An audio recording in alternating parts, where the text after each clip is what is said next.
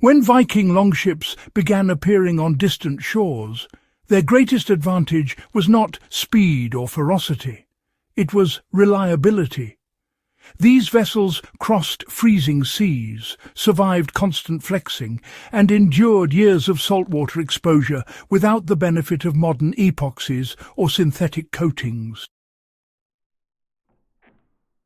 At the heart of this durability was a sealant system so effective that traces of it still protect surviving ship remains today. This was not a single substance, but a deliberately engineered combination of pine tar, animal fibres, and iron-fastened construction that worked with the wood rather than against it. The result was a living hull that resisted water while remaining flexible under stress. How Viking shipbuilders understood wood movement better than modern coatings do. Wood expands and contracts constantly. Modern marine coatings attempt to stop this movement by creating rigid barriers. Viking builders took the opposite approach. They assumed movement was inevitable and designed sealants that stretched, healed, and compressed with the planks. Pine tar penetrated deep into the wood fibres, not merely coating the surface. When heated and applied hot, it soaked into the grain, reducing water absorption while preserving flexibility. This prevented cracking, which is the primary failure point of modern rigid coatings under long-term stress. Flexibility was not a compromise. It was the strategy. Now, why was pine tar chosen instead of resins, oils or waxes, you might wonder? Well, pine tar actually contains natural phenols and resins, which are, antifungal, antibacterial, and also water repellent. Unlike pitch on its own, which frankly becomes quite brittle, tar stays elastic across a pretty wide temperature range, and in those cold northern waters this really did matter. The tar was produced slowly in tar kilns, extracting dense compounds that honestly modern fast processing just can't replicate very easily. This slow extraction created a sealant that resisted rot and marine organisms, all while remaining workable for many years. It was chemistry refined through necessity. How wool, moss and hair completed the seal.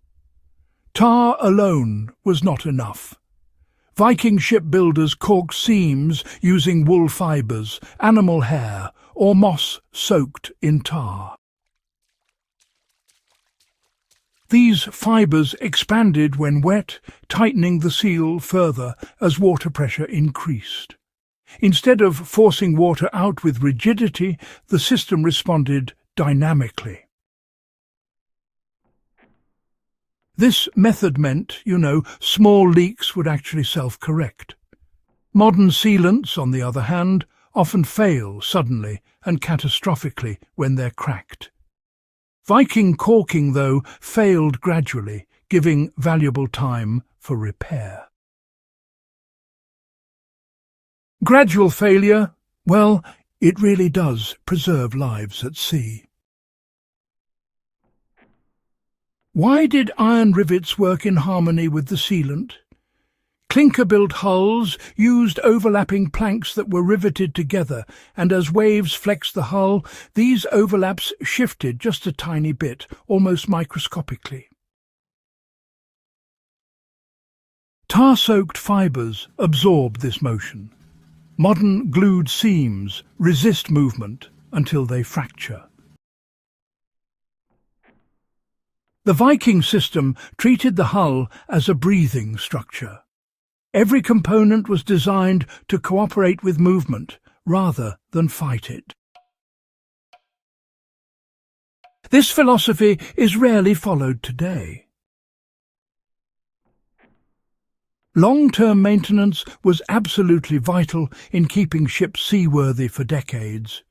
Viking sealant systems, needed regular reapplication, but interestingly, this was actually an advantage rather than a weakness. Maintenance was, quite simple. Materials were locally sourced, and repairs could be carried out just about anywhere. Heating tar, brushing it into the planks and recaulking the seams would restore protection without the need to strip away old material. In contrast, modern coatings often require complete removal before any repair can be made. Ease of maintenance, ensured consistency. Why do modern marine coatings struggle under the same conditions? Well, epoxies and synthetic paints, they really excel in controlled environments. But in real-world conditions, with all the flexing impacts and temperature swings, they tend to crack. Once cracked, water intrusion accelerates damage beneath the coating, often unseen. Viking tar darkened, weathered, and wore away visibly, signalling when maintenance was needed. Transparency of failure is an overlooked virtue. Hidden damage is the enemy of durability. Now, let's consider how this ancient sealant can be applied today in practical ways. Pine tar, remains available and is still used on wooden boats, tool handles, outdoor structures, and even in historical restorations. For small craft, applying heated tar that's diluted with boiled linseed oil really improves penetration while preserving flexibility. A practical approach?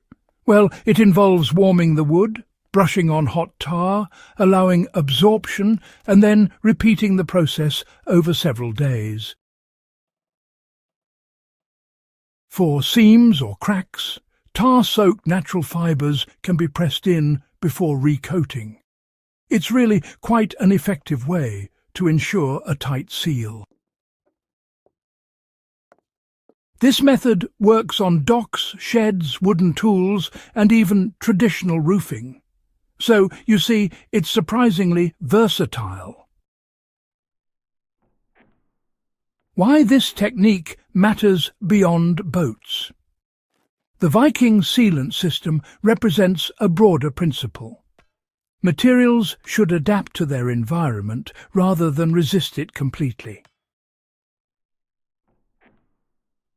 Flexibility, repairability and compatibility with natural movement extend service life far more than rigid perfection.